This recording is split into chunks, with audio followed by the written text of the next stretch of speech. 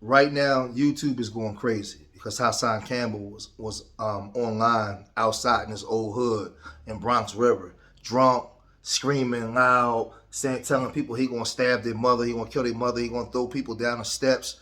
It a lot of us don't like Hassan, but to me that wasn't funny. You know, the man is a married man. He has children. He's been online with his daughters and everything. He has mental health issues that really needs to be dealt with. And I've seen that play out online multiple times. We've seen him online where he was arguing with the Puerto Rican girl in the store in the Bronx. We've seen him online where the gun was on the ground and he was drunk and he called the police.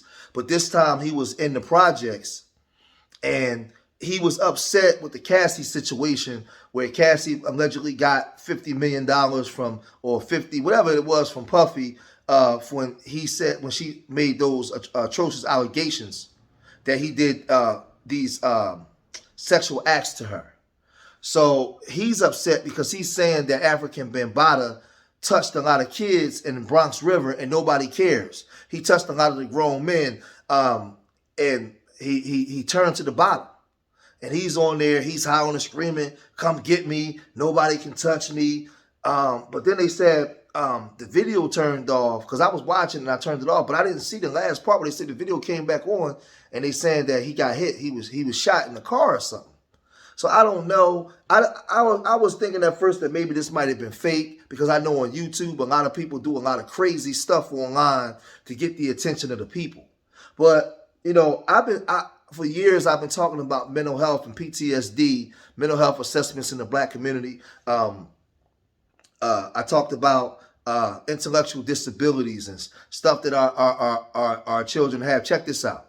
I'll come right back. Urban Nerds Foundation. The same as my cousin said, a lot of us been behind that wall. We've been through a lot of different things. And I'm hearing a lot of stuff today, but one thing that I'm not hearing that we go through in our community is PTSD and intellectual disabilities. A lot of our youth they're not being diagnosed. They go in front of these juvenile prisons, in front of these juvenile judges, and they're being sentenced to long sentences, but they've never had a psychological evaluation. My son ain't growing up in the streets. He's 15 years old. 4 of his classmates, 4 of his friends was killed last year. Back in the 90s and the 80s when we were growing up, we experienced death. I've been to about 40 funerals.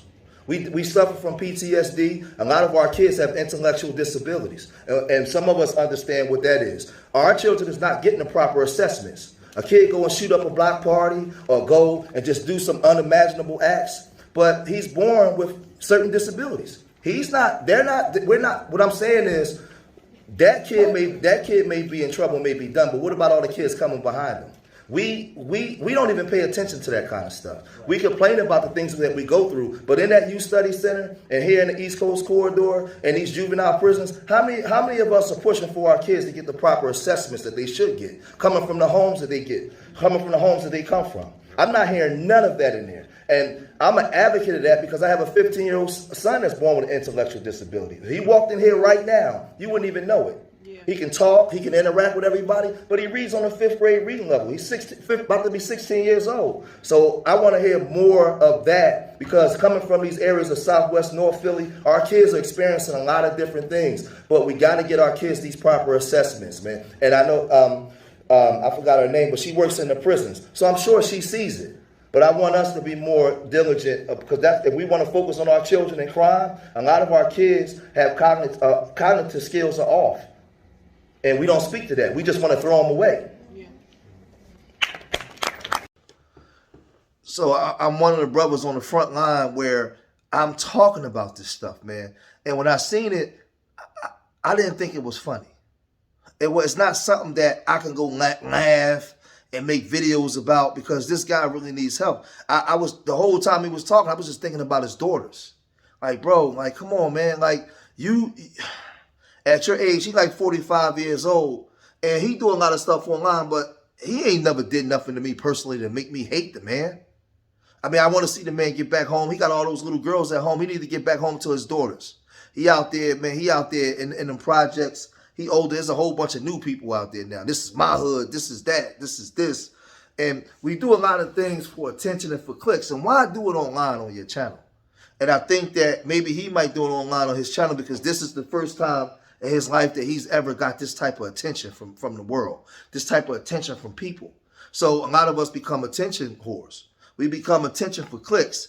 So, because he could have did that without doing the phone and for the world to see. He could have just did that on his own.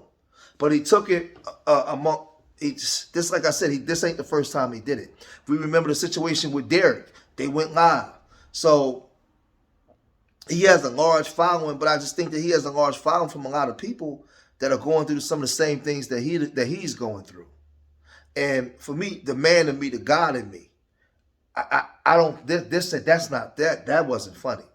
It was actually scary because I was like, man, I hope don't nobody come up and run up on him while he on camera and shoot this man, or like where we can see it. Like it was just.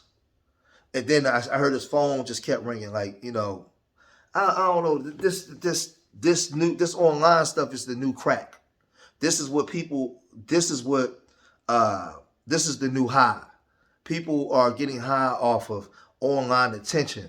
People are getting high off of clicks. You know what I mean? I'm wearing a shirt right now where it says, "Stop the violence, let me grow up." You know what I'm saying? Like this is what I do in my city. I live this life every day. So, and we work around mental health cases and people that need help, man. What I saw, I wasn't feeling that, man. I wasn't feeling that. And I know a lot of you Negroes out there, you're gonna be online laughing and joking because you don't care about your fellow brother and sister. All you care about is how you feel and what you want. And we got to get out of that way of thinking. So I just wanted to make this video because I saw it this morning. And at first, I didn't know what the hell I was watching, the way he was carrying on. But the way he deals with conflict resolution when he gets to drinking is serious. And those of y'all that says followers, if you really love him, you'll tell him. You'll tell him if you really love him. We love you, but we can't support you when you carrying on like that. That's not the mission. The mission is getting home to your family and exhibiting pro-social behavior in the society and being a better example for those that's out here that's not acting right. We're not supposed to be carrying on like that.